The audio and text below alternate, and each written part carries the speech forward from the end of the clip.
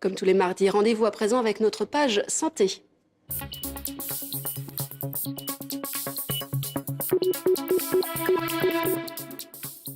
Des Indiens d'Amazonie qui ne comprendraient sans doute pas le thème que nous abordons aujourd'hui, comment gérer son stress au travail et comment s'y épanouir. Et si, c'est possible, c'est le thème du livre écrit par Pierre-Éric Sutter que nous avons le plaisir de recevoir. Vous êtes psychologue du travail. Alors selon une enquête nationale qui a été réalisée en automne dernier, il y a à peu près donc 65% des salariés qui ont été interrogés et qui se sentent très exposés au stress. C'était en 2010, ils étaient 55 en 2009.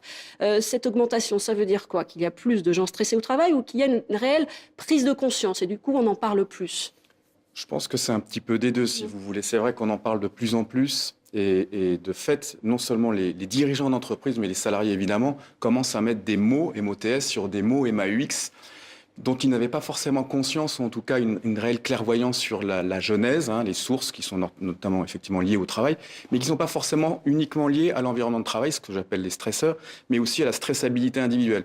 Certains salariés sont plus sensibles à certains stresseurs que d'autres, et c'est normal que certains salariés déclenchent plus de stress que d'autres salariés. Alors, il y a eu des cas vraiment dramatiques. Oui, On évoque en France, évidemment, ces suicides au sein de grandes entreprises françaises comme France Télécom.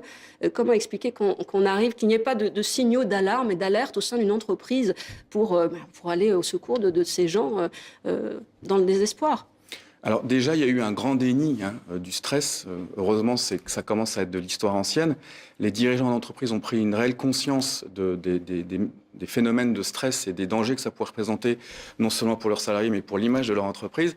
Et ils commencent à mettre en place tout un certain nombre de cadrages, en faisant suite d'ailleurs aux cadrages réglementaires qui ont été mis en place en France assez récemment. Ils mettent en place un certain nombre de cadrages avec leurs partenaires sociaux, donc les syndicats dans les entreprises, pour justement encadrer les pratiques, les bonnes pratiques en matière de santé au travail, et donc en matière de santé psychologique au travail plus particulièrement, puisque c'est celle qui concerne le stress au travail. Alors, vous dites dans votre livre, en fait, le stress, c'est aussi un peu à cause de nous-mêmes. Tout à fait. Il faudrait se connaître plus. Mais alors, vous pronostiquez vous proposez des autodiagnostics, je vais y arriver, et est-ce que c'est pas un peu difficile de faire ça tout seul? Parce que justement, quand on est face à un stress, on est un petit peu perdu. Alors, tout à fait. Le stress, d'abord, se manifeste effectivement dans la chair et dans l'esprit des individus.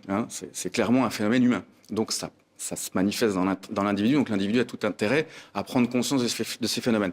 Mais ça se manifeste dans une situation particulière qui est le travail. Donc, on a bien un environnement particulier qui peut être stressant. Donc, il y a aussi le travail de l'entreprise au préalable, un travail de diagnostic sur les stresseurs qui peuvent menacer effectivement la santé des salariés les plus sensibles. Pour qu'il y ait du stress, il faut une sensibilité particulière à ces stresseurs. Certains salariés face à tous ces stresseurs ne développent pas forcément du stress, même si avec leurs collègues, ils sont exposés aux mêmes stresseurs.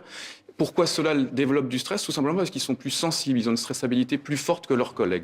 D'où la nécessité pour ces salariés de faire un travail sur eux-mêmes pour maîtriser cette sensibilité particulière qu'est la stressabilité. Est-ce qu'il y a des recettes miracles, entre guillemets? Il n'y a pas de recette miracle. Soit au travail, c'est tout un travail sur soi. Donc c'est nécessaire effectivement de travailler sur soi. Alors seul, on peut y arriver, mais c'est long. Il faut aussi travailler sur soi. C'est ça. C'est long, mais on peut se faire accompagner par des spécialistes que sont par exemple les psychologues du travail. Tout à fait. Alors, il y a aussi est-ce qu'il n'y a pas aussi une question culturelle? Parce qu'aux États-Unis, on a l'impression que dans le monde anglo-saxon, on fait bien la part des choses. Il y a le travail et puis la vie de famille. En France, en Europe, c'est peut-être le côté méditerranéen. Est-ce qu'on ne confond pas un peu le travail avec sa maison? Alors, c'est clair que les nouvelles... Un côté affectif aussi. Les nouvelles façons de travailler ont engendré une forme de porosité beaucoup plus grande entre la vie professionnelle et la vie personnelle. Et les nouvelles technologies ont énormément développé cette porosité. Il est possible d'être contacté n'importe où dans le monde, à n'importe quel moment de la journée, 24 heures sur 24. Donc c'est clair que tous les salariés qui ont sur eux ces outils de travail amènent du travail à la maison. Ils ne l'amènent pas qu'au niveau des nouvelles technologies, mais aussi dans leur tête, puisque quand vous avez des soucis professionnels, vous les emmenez jusque dans votre lit et vous êtes amené à faire malheureusement des insomnies. Et ces insomnies sont mauvaises pour votre efficacité professionnelle. Vous ramenez cette insomnie au travail et on est effectivement dans un effet boule de neige, un effet délétère pour à la fois l'individu et l'entreprise. Merci beaucoup Pierre-Éric Sutter d'avoir accepté notre invitation. Je rappelle le titre de votre livre, S'épanouir au travail, c'est donc possible. C'est aux éditions Ellipse.